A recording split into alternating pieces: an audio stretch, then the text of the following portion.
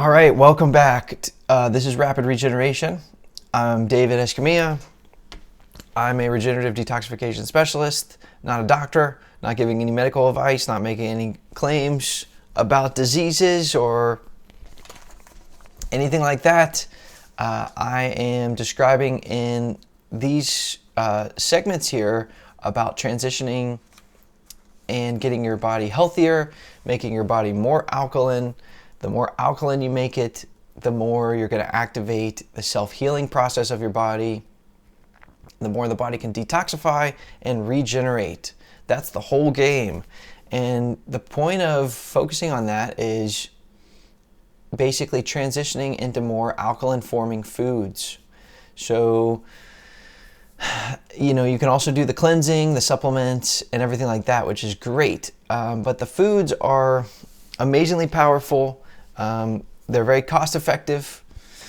The supplements are more costly. So basically, in the following segment is going to be exactly the tactics you'll need to transition successfully, from eating unhealthy foods to a more healthy, vibrant lifestyle. But before then, there's one more thing that needs to be covered. And if you can always skip ahead if you find this redundant. But basically, it really helps to get the mindset. This whole game is more mental than it is mechanical. In fact, it's probably 80% mental, 20% mechanical. Even though you have to know the 20% and know what to do, I mean, that's critical. If you do the wrong things, it's not going to work. But even more important than what you do is your mindset and the mentality of really reversing your health problems, really going to the next level and getting into the state that you want to get in and wrapping your mind around how to do that.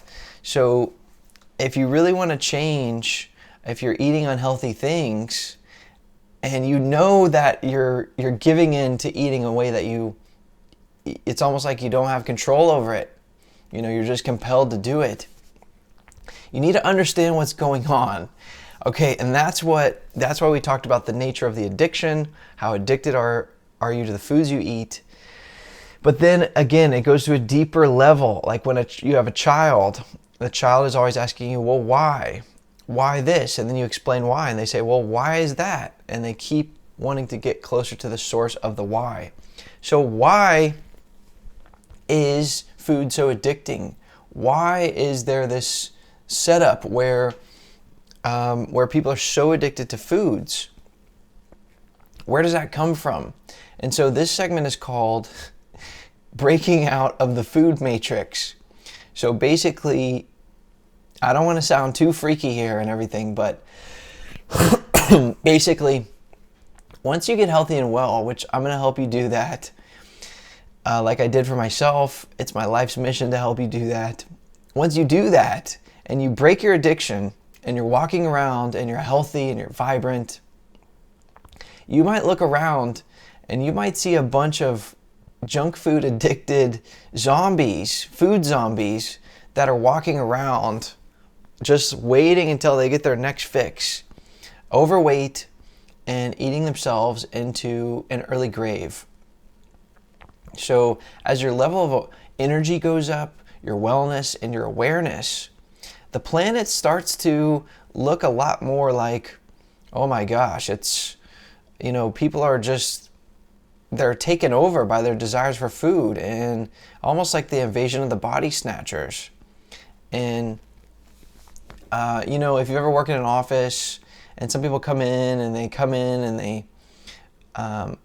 they just had their breakfast and then, and then they hanker for lunchtime and then lunchtime and then they get a snack and then it's all about what they're gonna have for dinner, and it's almost just like they're just like going from meal to meal, and it's like a one-track mind. It's like they've been taken over. And in some cases, as you study parasitology and parasite cleansing, you can figure out some of these harmful organisms, they do influence an individual's appetite and behavior if they're not cleaned out of the body. But going deeper than that, there's another parasitic dynamic that's going on. Okay, you have the food industry, and basically their ideal customer is somebody who is overweight, overeats constantly, and is addicted to these processed food products. Now, this person, you don't want them to die off because they'll stop buying your products. But maybe as a result of eating so unhealthily, they become chronically sick, but the ideal customer should still be functional, and they should still have discretionary income, so they can buy these cheap, low-quality foods for 4 to 6 decades of their adult life, and buy these products over and over and over again as you suck them dry financially and in terms of health.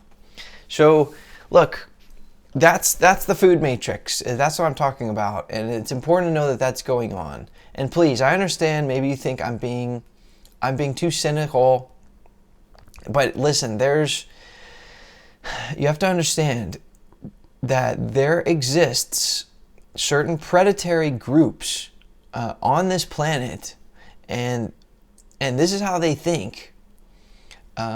This is what goes on Wall Street. I mean, people, unfortunately, whether you want to call them sociopathic, whether you want to call them evil or immoral or unethical, but they think about how they can gain at the expense of somebody else. And by denying that this exists, you're simply just going to drop your awareness.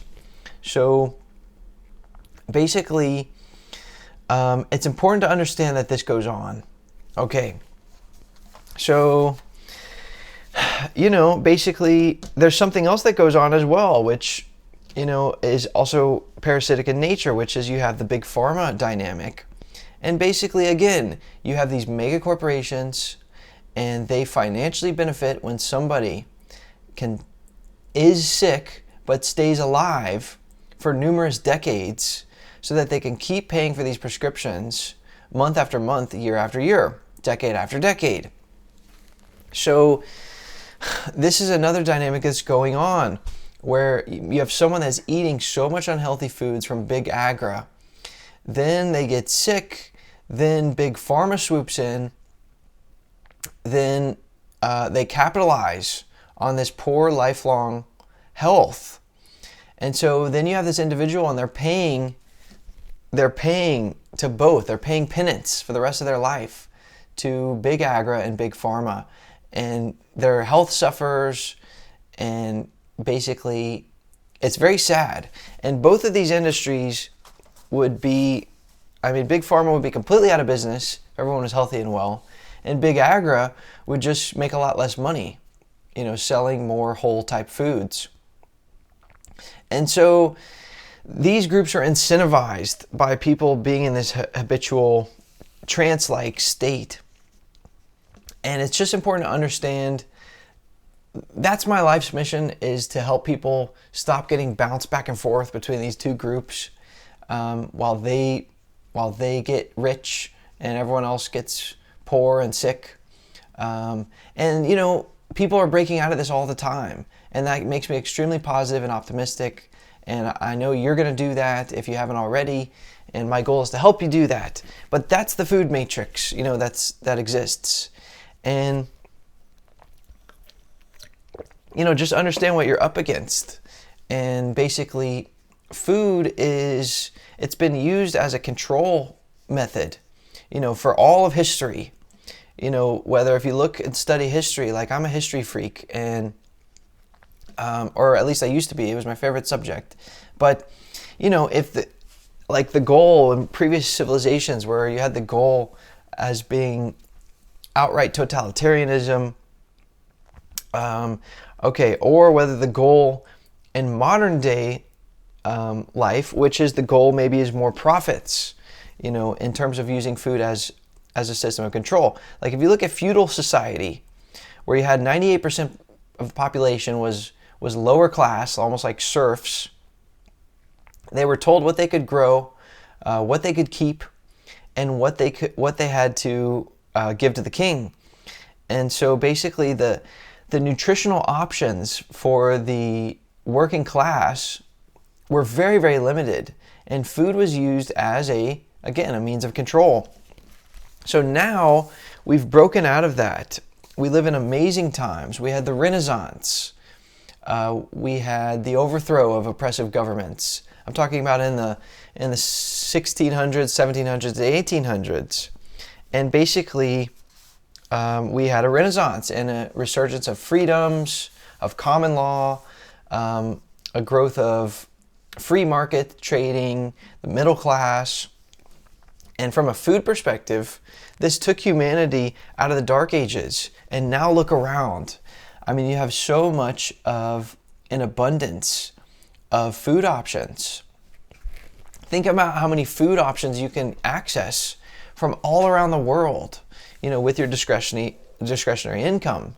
But you have to understand that this is now a double-sided sword, because, we have great freedom now in that sense, but in a way we've become sort of spoiled. And this is what happens to a civilization if you study history. Like in ancient Roman times, you had a golden age of Rome. You had a lot of prosperity, and you had this middle class for generations of prosperity in society. But then you started to see the moral fabric start to rot and go bad. And there was a moral depravity. Basically, the citizens were overindulging in wine, in food, in prostitution, and even human sacrifice, spectacles of that. And basically the society became hedonistic, pleasure-driven, materialistic, and shallow. Does that remind you of anything? I mean, in modern times, I think we've become spoiled on some degree by our prosperity and in our comfort.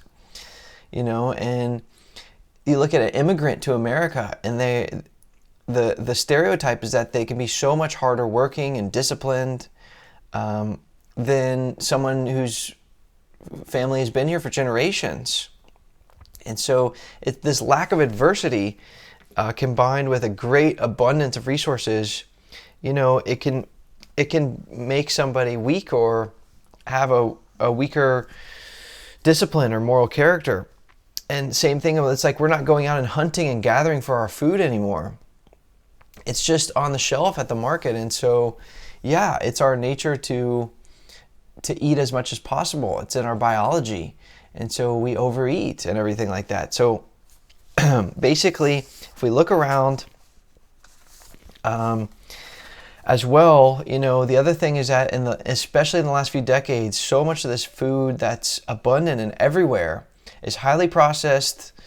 It contains chemicals, harmful preservatives, GMOs, additives, and the chemistry of this food is very acidic after the body digests it. So, the food's gotten worse and worse, and there's more and more bad options.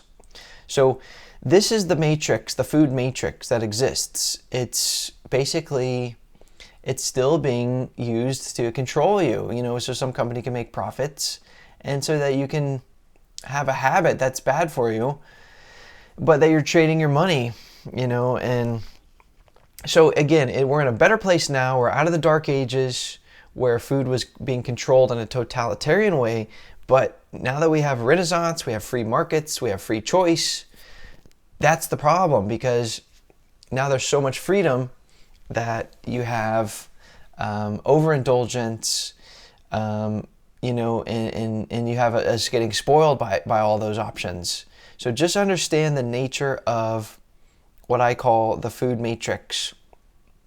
So I'm not trying to depress you. I just want you to know, let's confront the problem honestly. And, if you look around, it's a lot of overweight, addicted individuals. A lot of people have low productivity because of their energy, their health, their wellness. And a lot of people, it's been said, live lives of quiet desperation.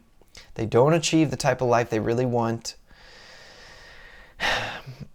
So don't let that be you. Don't be a statistic. You can break out of the matrix at any time you want.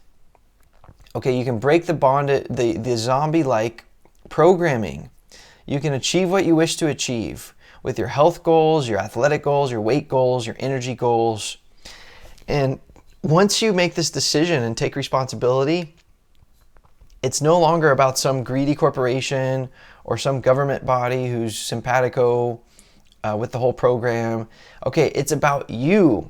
And this is really the transcendence of this whole dynamic, is when you transcend this, it becomes about you. So now that you're aware of the food matrix, you're breaking out of it, let's take your attention off of it completely and put your attention on you. What's your instincts? What's your intuition? What do you wish to achieve for yourself, create for yourself in this lifetime? So a couple questions in closing to meditate on. Okay, if you enjoyed ideal health, wellness, and energy, what would that look like? What would your daily life resemble? What sort of things would you spend your time doing? And how good would you feel knowing your health problems are eliminated and you're focusing on living the life that you want? So this is the whole point. And once you get to this point, you don't even think about the food matrix, because you're wrapped up in your own creativity. Okay, now it will always persist, by the way. There's always going to be a matrix, a food matrix that goes on. And so you're still going to walk around town and see people in this trance-like state, or they're going, people you care about and that you love are going in some downward spiral health-wise. And so it's always going to go on. So, but basically, the point is not to be obsessed with this food matrix and everything like that. Understand what it is, how it works, and then you're going to transcend it. So, last thing, and then the next segment is going to be how to transition and the actual tactics of how to do it. There's 3 levels to this game, to this matrix, food matrix game, by the way, that I'm going to say in closing. So the first level is not knowing what you don't know. A fish knows not the water in which it swims. So you're not aware, you're living inside of a bubble or a food matrix. That's the first level. The second level is you become aware, informed, well-researched on the current nature of this dynamic, the current nature of reality. The second level is the most amount of discomfort, because it's difficult to really grasp that you and your family have been, manipulated, and that there's a predatory group, or different predatory groups that are doing this. So it's most discomfort as you're becoming aware of this. And then the third level is after you've transcended this controlled paradigm and you've elevated out of it. At this third level, your focus is removed from the negative and it's directed towards those positive things. Now you can really enjoy creativity, energy, and self-actualization.